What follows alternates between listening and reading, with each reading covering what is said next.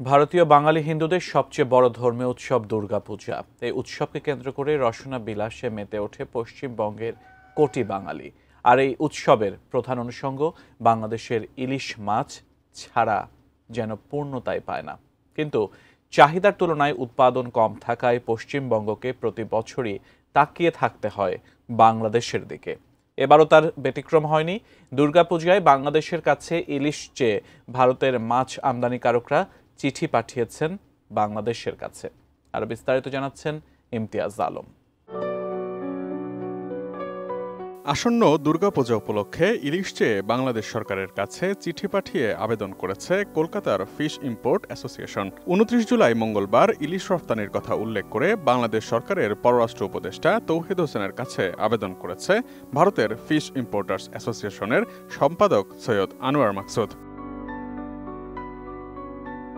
এবারের দুর্গাপূজা অক্টোবরের পরিবর্তে সেপ্টেম্বর মাসে পড়বে। তাই দুর্গাপূজা উপলক্ষে পশ্চিমবঙ্গ সহ ভারতের বিভিন্ন স্থানে ইলিশ মাছ পাঠানো এবং সেখানকার চাহিদা মেটানোর জন্য বাংলাদেশ সরকারের কাছে আবেদন জানিয়ে এই চিঠি প্রেরণ করা হয়েছে। চিঠিতে লেখা হয়েছে, অত্যন্ত বিনীত ও শ্রদ্ধার সঙ্গে আপনাকে জানানো যাচ্ছে, আপনার সদয় হস্তক্ষেপের ফলে গত বছর আপনার অফিস ভারতে ২,৪২০ মেট্রিক টন ইলিশ মাছ রপ্তানির অনুমতি দিয়েছিলেন, যার কারণে এপার বাংলার মানুষ আপনার কাছে গভীরভাবে কৃতজ্ঞ। পদ্মার ইলিশ পশ্চিমবঙ্গ, আসাম এবং ত্রিপুরার মাছপ্রেমীদের জন্য একটি সুস্বাদু খাবার।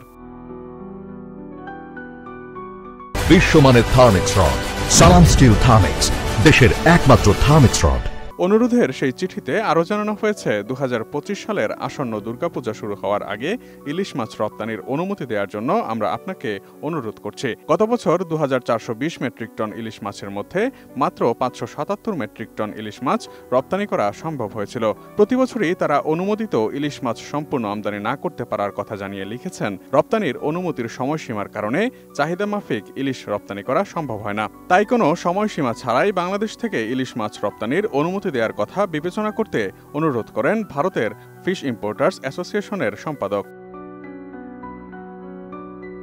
এই চিঠি পাঠানোর পর হাওড়ার ফিশ ইম্পোর্টার্স অ্যাসোসিয়েশনের সম্পাদক সৈয়দ আনোয়ার মাকসুদের সঙ্গে যোগাযোগ করা হলে তিনি গণমাধ্যমকে জানান, প্রত্যেক বছরের মতো এবারও বাংলাদেশ সরকারকে তারা চিঠি লিখেছেন যাতে দুর্গাপূজা উপলক্ষে চলতি বছরেও বাংলাদেশ থেকে মাছ পাওয়া যায়। যেহেতু চলতি বছরের দুর্গাপূজা একটু আগে পড়েছে, তাই বাংলাদেশ সরকারের কাছে তারা অনুরোধ করেছেন যেন তাড়াতাড়ি মাছ পাওয়া যায়। এছাড়াও বাংলাদেশ সরকার তাদের ১ মাসের মধ্যে মাছ আমদানির সময়সীমা দিত।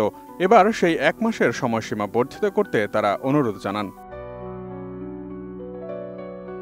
সৈয়দ আনোয়ার মাকসুদ আরও বলেন, যদি বাংলাদেশ সরকার একেবারেই ইলিশ সরবরাহ না করে সেক্ষেত্রে ভারতকে নিজেদের রাজ্য গুজরাট, পশ্চিমবঙ্গের দীঘা, কাকদ্বীপ, ডায়মন্ড হারবার সহ মিয়ানমারের ইলিশ আমদানির উপর নির্ভর করতে হবে। তবে এখনো পর্যন্ত বাংলাদেশের পক্ষ থেকে এ ব্যাপারে কোনো সিদ্ধান্ত নেওয়া হয়নি। Imtiaz Alam, desk report, ATN news.